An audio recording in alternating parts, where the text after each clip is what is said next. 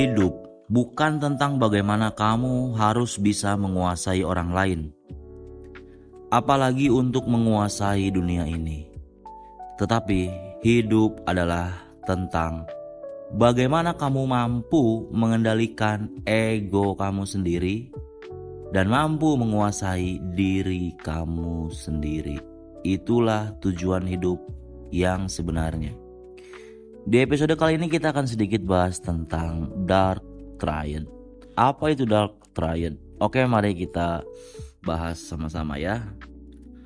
Triad personality atau kepribadian Dark Triad adalah istilah yang digunakan untuk menggambarkan 3 sifat buruk atau sisi gelap kepribadian seseorang. Mencakup Machiavellianisme, narsisme, dan psikopati. Istilah ini pertama kali diperkenalkan tahun 2022 ya oleh 2 peneliti psikolog kepribadian asal Kanada, yaitu Delroy L. Paulus dan Kevin M. Williams. Teori ini didasarkan pada keyakinan bahwa setiap orang memiliki bayangan atau shadow dalam dirinya yang tidak disadari. Shadow di sini bukan bayangan saat kita lagi jalan di bawah terik matahari ya, tapi shadow secara psikologis ya, atau kejiwaan. Lalu cirinya apa orang-orang yang memiliki kepribadian Dark Triad? Cirinya adalah sebagai berikut. 1. Manipulatif. 2. Kurang empati. 3. Berpikir berlebihan tentang diri sendiri atau bisa dikatakan narsistik ya.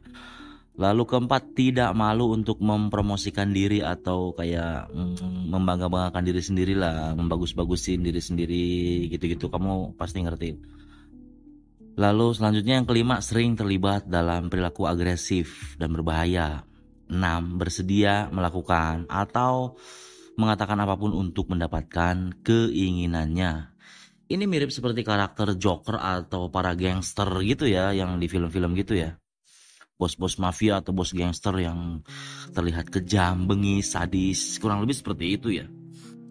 Kepribadian Dark Triad sendiri juga berdampak negatif buat orang-orang di sekitarnya dalam waktu yang cukup panjang. Jika kita bertanya bagaimana cara menghadapi orang dengan karakter demikian, salah satu cara paling efektif untuk menghadapi kepribadian Dark Triad adalah dengan menjauhkan diri dari orang tersebut. Itulah artikel yang saya baca tentang istilah Dark Triad ya. Kalau menurut kesimpulan saya, Dark Triad ini adalah salah satu produk dari pikiran gelap ya khususnya, atau biasa disebut ego. Ya, produk dari ego kan seperti itu, suka memanipulasi, ingin menguasai atau mengontrol orang lain,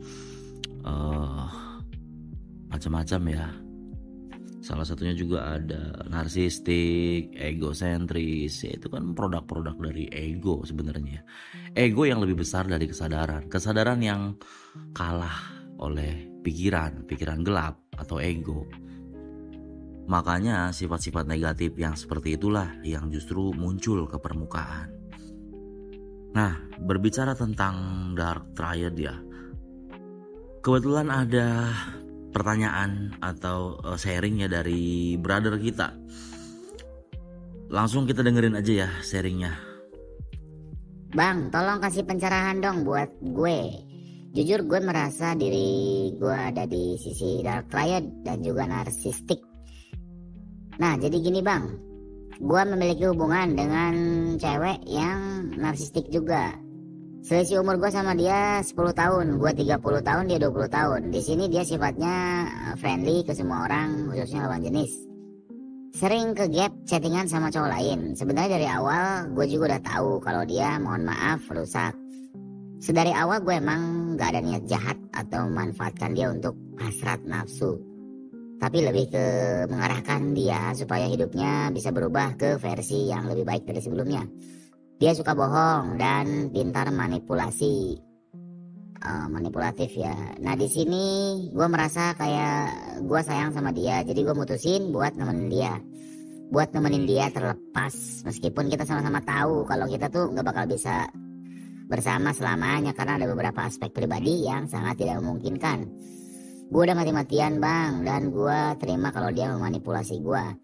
Dan gue gak mau balas, meskipun terkadang sangat mudah sebenarnya buat balikin kartu dia atau balik memanipulasi dia. Karena gue jauh lebih memiliki skenario buat self defense gue sendiri supaya menang dari dia. Tapi di sini gue sayang sama dia dan mau tinggalin dia, tapi dianya gak mau, dan berbagai macam drama dia lakuin biar gue luluh. Padahal jujur sebenarnya gue punya rasa empati yang cukup tinggi karena rasa sayang gue sama dia. Jujur bang, ini gue bingung ngadepinnya gimana. Soalnya lambat laun juga pasti gue sama dia bakalan pisah, tapi dianya belum sanggup. Please bang, ini juga gue takut kalau misalnya nanti gue yang jadi makin klop dan makin nyaman sama dia. Ditunggu pencerahannya ya bang, terima kasih banyak sebelumnya. Oke bro, terima kasih atas sharingnya atau pertanyaannya ya. Ini pertanyaannya cukup menarik ya, menarik sekali bahkan. Pertama-tama saya mau meluruskan dulu. Kalau kamu minta pencerahan ke saya bukan seorang pencerah ya. Dan gini, pencerahan itu kalau kamu mau tahu gini ya. Pencerahan adalah saat kamu sudah mampu mengerti, memahami diri kamu sendiri. Itulah yang disebut dengan pencerahan ya.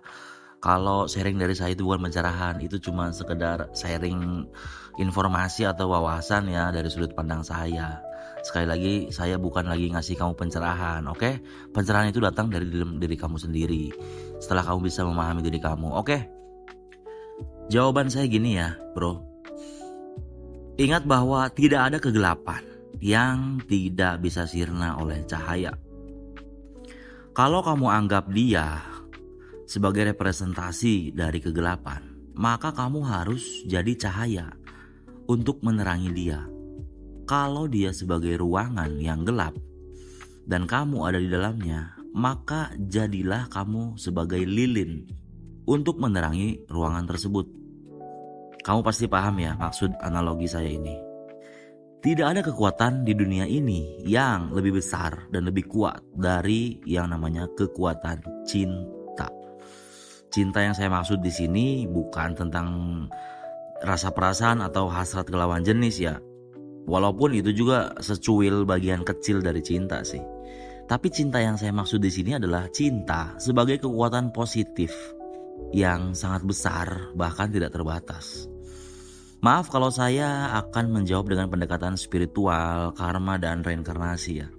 Karena mungkin menurut saya dengan referensi itu saya bisa menjawab situasi yang kamu alami dan rasakan saat ini. Di semesta ini gak ada satupun hal yang terjadi secara kebetulan. Semuanya by design. Semua kejadian yang terjadi dalam hidup kamu pasti selalu ada keberadaan Dia, Sang Maha Segalanya, di balik semua peristiwa itu. Untuk memahami hal semacam ini emang sangat dibutuhkan yang namanya kesadaran, khususnya dari dimensi spiritual. Barangkali gini, dia itu bukan sosok baru atau asing di hidup kamu saat ini. Mungkin aja dia itu di kehidupan sebelumnya pernah ada hubungan sama kamu. Karena yang saya yakini begini, setiap orang yang datang ke hidup kamu, yang kamu jumpai dalam perjalanan kehidupan kamu, itu gak semata-mata ketemu secara acak atau secara tidak sengaja ya. Pasti itu sudah direncanakan. Siapa yang merencanakannya? Mungkin kamu sendiri yang merencanakannya di masa lalu, atau kamu yang menariknya, yang mengundangnya datang ke hidup kamu. Saya yakin dia, pacar kamu saat ini atau pasangan kamu ya, ada hubungannya sama kamu di kehidupan yang lalu. Dan mungkin ada hutang karma atau PR dari masa lalu yang belum tuntas, belum lunas. Jadi sekarang lah mungkin waktunya buat menyelesaikan itu. Atau bisa aja gini, dulu di kehidupan kamu yang sebelumnya, kamu yang ada di posisi dia.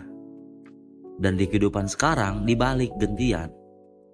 Sepertinya ini akan jadi episode yang cukup panjang ya. Jadi saya saranin kamu nikmatin ini sambil siapin kopi dan cemilan kamu ya. Terus nyamankan posisi duduk kamu atau posisi rebahan kamu ya. Oke, kita lanjut. Gini bro, untuk soal kamu ada di sisi dark triad, narsistik, egosentris dan semacam itu ya, Saya pikir semua orang punya sifat demikian ya dalam diri masing-masing.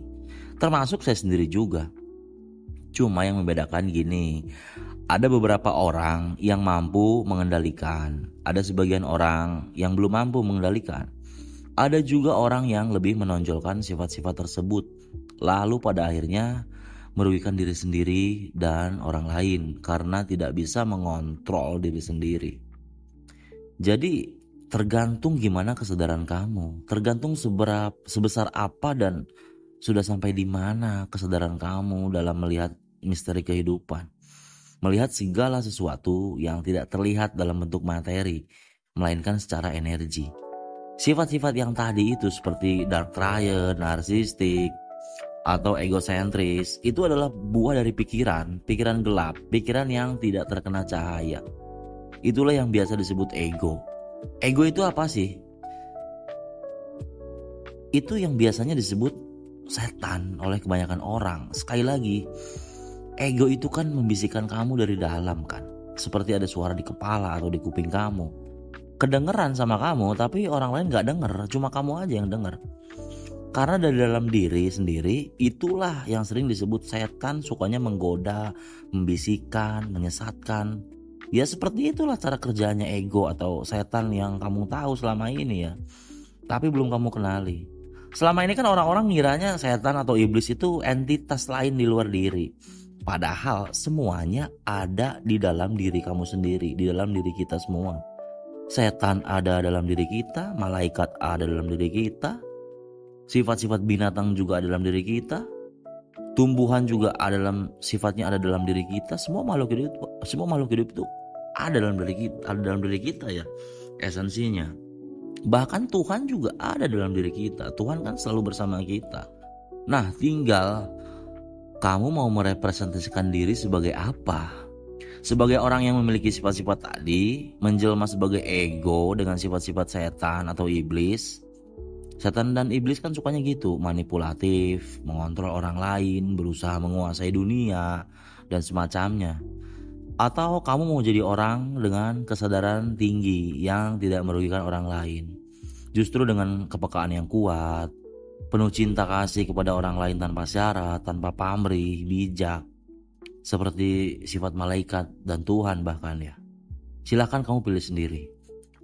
Kalau kamu emang beneran sayang, bahkan cinta sama dia, terima dia sebagaimana adanya tanpa menilai dan tanpa menghakimi. Tapi kalau kamu cuma ego dan penasaran aja sama dia, karena mungkin menurut kamu dia belum kamu bawa ke jalan yang benar menurut kamu ya, kamu belum berhasil merubah dia supaya dia jadi seperti sosok yang kamu mau dan kamu suka. Mungkin sebaiknya kamu pergi aja daripada kamu juga pada akhirnya bohong sama diri kamu sendiri. Kamu nyakitin dia, bahkan kamu juga menyengsarakan diri kamu sendiri ya. Kalaupun kamu harus pisah sama dia, biarkan semesta yang melakukan itu. Karena semesta selalu punya cara untuk itu. Dan kalaupun kamu emang cocok sama dia, mau gimana pun keadaannya, mau gimana pun situasinya, semesta juga selalu punya cara buat menyatukan kamu kembali atau mempertemukan kamu lagi suatu saat, kalaupun kamu dan dia harus pisah sekarang ya. Kalau kamu masih mau bertahan sama dia, kamu kuat, kamunya juga gak merasa tersiksa dan kamu malah bahagia sama dia, lanjutin aja. Mungkin dia perlu sosok kakak laki-laki yang bisa jagain dia, atau butuh sosok ayah yang selama ini dia dambakan dan sayangnya gak dia dapetin sosok itu dari ayah aslinya. Walaupun kamu pacarnya, tapi kamu bisa jadi sosok yang lengkap.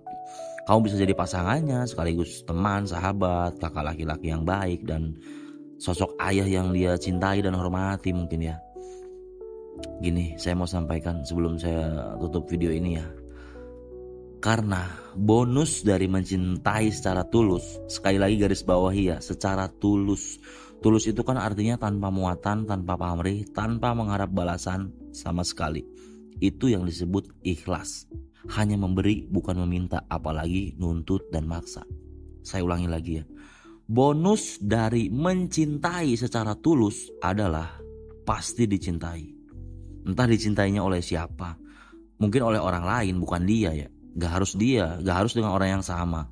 Mungkin saat ini kamu sedang mencintai dia. tapi dianya enggak.